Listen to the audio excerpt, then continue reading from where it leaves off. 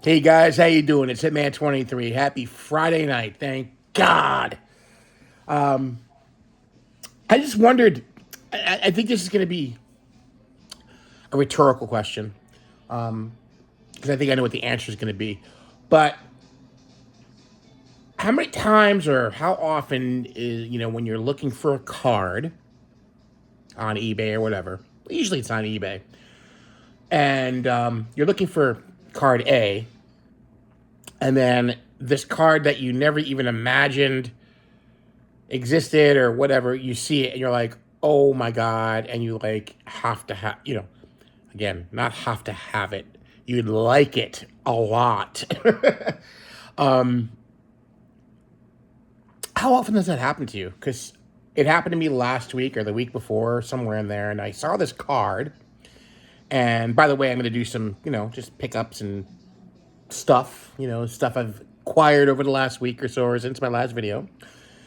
But acquired a card that you were never even expecting to acquire, just because it like smacked you right in the face, man. It's just like the beauty of it just screamed at you and said, "Buy me, buy me." It happens quite often to me because, and I think I've said this and I've expressed it in lives, and I've said it in many videos before.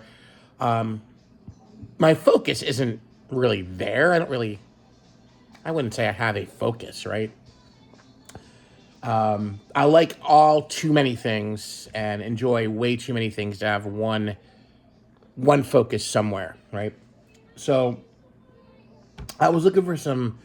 The other day, I was looking for some vintage football cards. I wanted to add another vintage, like Redskin player to my collection, and I found this, and I was very happy to get this. It's a great card. It's awesome. Love it. But I'll show you first. It's this beautiful 1948 Leaf. Bobby the Bomber Nussbaumer. He only played like 1 year with the Redskins. He was a Packer before then, and then he played like 1 year with the Redskins, and he went elsewhere. But I just absolutely just love that card, and I've seen it before, and the price is great, and I said, I'm gonna pick that up and add that to the collection. Definitely targeting the Sammy Baugh from this set. That might be something I look for at the National. Just love it so much. So I picked that up, and here's the back if you want to see the back. All right, pick that up. And I don't even know how like this card came up. Now because I don't remember how I searched, but this random, I mean, great player. But this came up, and as soon as I saw it, I'm like, oh my God, such a great card. How could I not add this to the collection? It's this gorgeous 1954 Bowman Bobby Lane. And I was like, what's he playing, bocce or something? What's going on? It's just the color on this card, and the striking blue Lions uniform against that green background, and it's just the cool like shuffle pass pose. Love the didn't realize how cool the Lions logo was back then. But I don't know, really can see it on there, but and I'll show you the back. But just a beautiful example of a vintage football card. Just gorgeous. I just had to have it. It's just so nice. So that's the little question I had is how many, when you go looking for cards, you're looking for a specific card, then you find something else you didn't expect that you were going to get, and you got it because you just like really struck your fancy, or it was so eye appealing. I mean, talk about eye appeal. I mean, I don't know, that card might, for photographic appeal. I mean, I think it has great eye appeal all around. It's pretty crispy, It's pretty damn Dylan centered. I mean, so I think it passes I think it passes the Dylan test. I hope. Not that I buy cards based on that, but I think it's fun. But I just the photograph or the rendering, the art of the card is just unbelievably beautiful. Really, really nice. So the Bobby Lane had to have that. What else did I pick up? Some stuff from Mike O. I guilty pleasures in the hobby. Let's talk about something else. Guilty pleasures in the hobby. Are these not guilty pleasures or what? I love these 80s box sets. So anytime I can pick one of these up on the cheap, I do. And I just have this one, leaving it sealed. But again, I just love the presentation of these things. Have that, adding it to the little box set collection that I have. That's the 88 limited. It's limited edition, guys. So you know anything that says limited edition means that at the time in 1988, when those were plentiful, if you bought that, that means you could have mortgaged your retirement home with that, or sent your children to Harvard on that, because it was limited, and it was going to be worth a ton of money. So there you go. What else did I get? Picked this up at, I don't even remember. This was a live pickup, I think. Geez, I can't remember. But this beautiful 1970 Louis Vuitton. Got that, right? Got this really cool one. Oh, this is at a card show. Card store. Didn't have this for the Bo Jackson run, the 91 update. Always liked the leaning on the dugout railing with the glasses, and just always love those type of shots. So there's Bo Jackson, and then we have maybe one of my,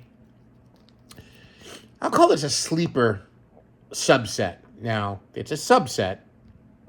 It falls within the numbering of the set, and it is a classic junk wax overproduction, or platinum era card, right? It's called platinum era card. 91 score. For not being a shiny, refractory, cracked ice or card. For some reason, I think these are just fantastic. These subsets, or this subset from the 1991 score set. The Rifleman, and I forget the hitter. There's one with hitters, and then there's one with pitchers, and I just absolutely love this subset. I think it's so awesome. It's kind of like, to me, I'm going to say it's on par with those Provisions Fleer did in 91 and 92. Those are fantastic as well. I think these just look so nice. For not being a fancy card, a shiny card, I just think the design on that is just so awesome. Very, very cool. I like when they do the, I don't know what you call that, the cropped player on a background. It's just a player, like the 64 stand-ups when it's not stood up. It's just kind of like the player on the background. I kind of like that. I think it looks cool. So I love this 91 score, not insert set, but subset of these riflemen and batters and pitchers. I forget the names of them, but I love this. And there's a back of there. They kept that design there, and on the back of Ken Griffey Jr. and all the other players they did. So that's a cool one. What else? Had to pick up this Finest Intimidator of Frank Thomas. Now that, that's a shiny card, right? We like it all. We like it all. I don't discriminate. I will take shiny. I will take not shiny. I will take old. I will take new. That's it. I just love it all. So there's a cool Intimidator, Frank Thomas. This is, I don't know what year this is, 95. I don't know. Can't read it. Don't have. Oh wait, I do. Let me bust it out. Hold on a second. I got the monocle. Hold on. Let me take a look. 1996. So didn't want to misrepresent the year. Next is this really cool Finest Phenoms. I picked up the Jason Giambi, right? Now, to make that card look cool, they had to make it shiny. Let's do a side-by-side comparison. While it is cool, they kind of had to go, they went fancy and, shiny and chromy and not a refractor, but you know what I'm saying. But they didn't have to do that with this card. And I think they're both awesome cards. They both just stand out. So, I know I'm bemoaning that a lot, but I just, how I feel. Random, I just kind of like this. You don't really see a lot of this guy in a fielding pose, but the 89 design, the 35th anniversary 89 of Pete Alonso. I think that's a pretty cool card. I like that. Picked up a couple of Derek Jeters. This nice stadium club. Celebrating with his teammates. A very young Derek Jeter in that picture. And then this Bowman's Best. This Bowman's Best Jeter. And then I think this was pack pulled. I was able to score a Bowman Mega Box last week. But I got this is pack pulled Mega Mojo not Juan Soto. Mr. Acuna Jr. Just pack pulled cool. This from Mike O. I got the Juan Soto living set. I got to get back into my living set pickups. I've kind of put that on the wayside back burner. And I haven't really been picking a lot of those up. For my very, very, very, very, very ambitious dream, picked up another one of these blue sparkles of this year's Heritage. Got the Jonah Heim. So, love those. Here's a really cool looking Fleer Focus. Got this nice Alfonso Soriano. I love Alfonso Soriano. And then I got this on the super duper cheap. It's this rookie locker room, Bowman's Best. I don't think it's a rookie year card. I think it's a 99. But this Eric Chavez auto, this was like part of a 10 or 12 card lot. And I think I paid like $10 for the whole entire lot shipped. So this was like $1. So I had to add that to the Chavez collection. Very cool looking card, I must say. And then last few pieces. Haven't bought these in years. Back in the 80s, I had bought a few of these. And like I said, hadn't probably since the 80s that I've bought these. Really cool. I was talking to John Mangini, or he had posted a picture on, I think it was Facebook. And it was a picture of the Gaylord Perry Hostess card. And I had never seen a Hostess card where there was actually an action shot. And you'll see what I mean in a second here. So it's like, oh, yeah, man. He's like, there's a Chris Chambliss and a Greg Nettles that have action shots in that same year. I'm like, oh, so what did I do? I went on eBay, typed up Chris Chambliss Hostess, and I was able to procure this gorgeous beauty. So that right there, so very cool action shot, and I'm a sucker for action shots. But this is the predominant pose on the Hostess cards. I mean, it always was, right? Just a headshot or maybe a pose batting shot.